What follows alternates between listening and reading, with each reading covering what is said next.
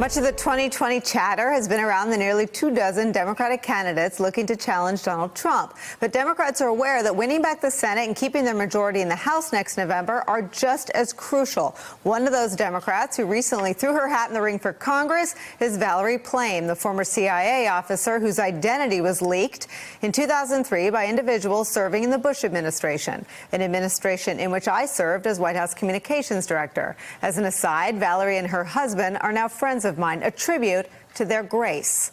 When announcing her candidacy, Valerie Plame said this, quote, "My career in the CIA was cut short by partisan politics, but I'm not done serving our country. We need more people in Congress with the courage to stand up for what's right." Her top priorities, if elected, include getting easier access to health care and lowering prescription drug costs. Joining us now, former CIA agent, my friend Valerie Plame, now running for Congress as a Democrat in New Mexico. Hi there. Hi there, Nicole. Thank you for having me. It's a pleasure. Take me through your thoughts about where we stand today with Nancy Pelosi sort of herding cats in Congress to try to control any sort of move toward impeachment. Where do you come down on the commencement of impeachment proceedings for this president? I agree with earlier sentiment in the program that she is a perfect political foil for someone like Trump, who is impulsive, childlike, impetuous. She really does convey a cool and standards of what needs to be done. My thinking thus far on impeachment has been, look, we've got an impeachment already set up, and it's called the election of 2020. I like the idea that the population will be allowed to make that decision. They are the judge and the jury. However, over the last week, we have seen increasing disdain and contempt by the White House, by the president, for the rule of law, for constitutional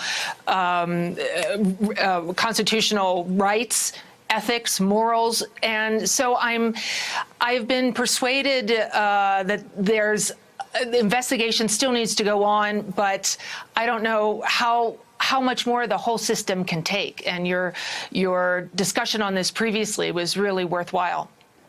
Does it tip you over the edge? I mean, do you stand with, most of the Democrats running for the presidential nomination have come out calling for at least the commencement of an impeachment proceeding, which, as Chuck Rosenberg had said, would strengthen some of the tools available to Democrats. Would you be for that? Not yet. I still want to see more, because once you start down that path, you cannot turn back. And the other aspect of impeachment that I find dismaying is that it will take so much time and energy to put into that, and that distracts from what Congress needs to do. We have so many challenges, so many issues facing this country right now, and we all know that impeachment proceedings will be a huge distraction. So if they begin, it better be all in, and it will take much longer than November 2020. That's where I am right now, but subject to change. A lot of current and former national security officials bemoan this phenomenon that you're describing, that so much of our attention is sucked into Donald Trump and his melodrama and his real and imagined scandals and feuds. What are the hot spots around the world that aren't getting enough attention, and what would you do to bring those back to sort of the public debate?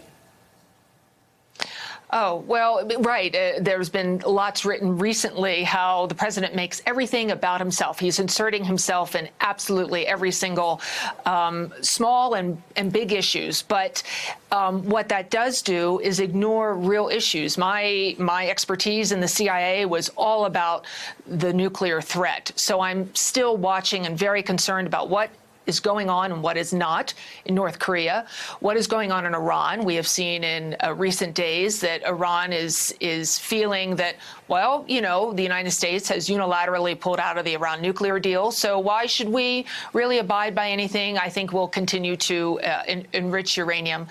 Those are the things that on a international scale concern me.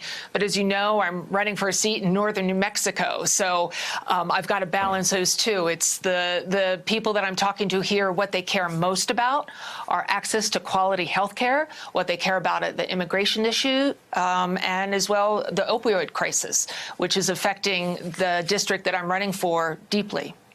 And obviously your candidacy is focused on those three issues and other things that pop up and that you have to field on the campaign trail. But every campaign is also about someone's story, and yours is obviously having endured really the political scandal of the presidency in which I worked. You and I became friends, and that's a longer conversation for another time. But how much is that part of your story? How much of that is part of what you say, you know, send me to Washington, I can go toe-to-toe with Donald Trump. I've been to this movie before, and I came out on top. That's right. Well, I loved my career. I was so proud that I got to serve my country. And as you well know, Nicolle, it was cut short well before I was quite ready to say goodbye. And this opportunity opened up to run for this open house seat, now currently held by Congressman Ben Ray Lujan. And I thought this might not come around again. My kids have gone off to college. I'm ready for a new chapter. I want to take not only, you know, I moved here, fled Washington in 2007, deeply immersed myself in the community. So I want to use those experiences as well as my experience internationally on the national level. I'm here in New Mexico because of my work with the labs.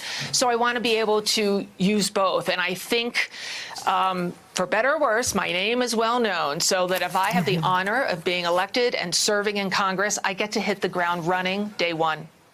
Let me, Anita Hill was recognized last night at the Penn Literary Gala, and she said this in an interview with the New York Times. She said she worries that the Democratic women in the presidential race are not being taken seriously as presidential candidates. She said, I think if we don't take them seriously as presidential candidates, we're not going to hear those voices. I think the context was about people like Senator Kamala Harris, and even Stacey Abrams, who isn't in the race yet, being batted around as possible vice presidents. What do you think more broadly outside of your own campaign about this moment for women in American politics? And what do you think about this current crop of Democratic candidates? Do you have a favorite yet? So the election of 2018 was fantastic, at least for Democrats, because we got to see a lot more people of color and women, really strong voices. You want our Congress to represent who we are as Americans. And I've been in touch with, right now we have quite a few female representatives in Congress and from New Mexico, and that has been wonderful to see what they do. I think right now the Democratic field, we have an embarrassment of riches. I think it is fair to say that any one of them would do a brilliant job and far better than the incumbent. I don't yet have a favorite. I am like all Americans, I think, really just listening and paying attention.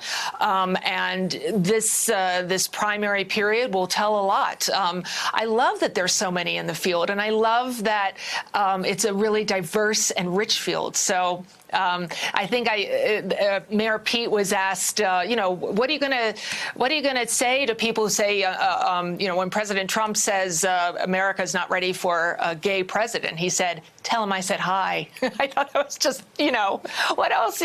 So we're fortunate. The Democrats are fortunate to have so many. Hopefully, we all coalesce behind the front runner and go full on, because I don't want to see another 4 years of Trump. Hey there, I'm Chris Hayes from MSNBC. Thanks for watching MSNBC on YouTube. If you want to keep up to date with the videos we're putting out, you can click subscribe just below me, or click over on this list to see lots of other great videos.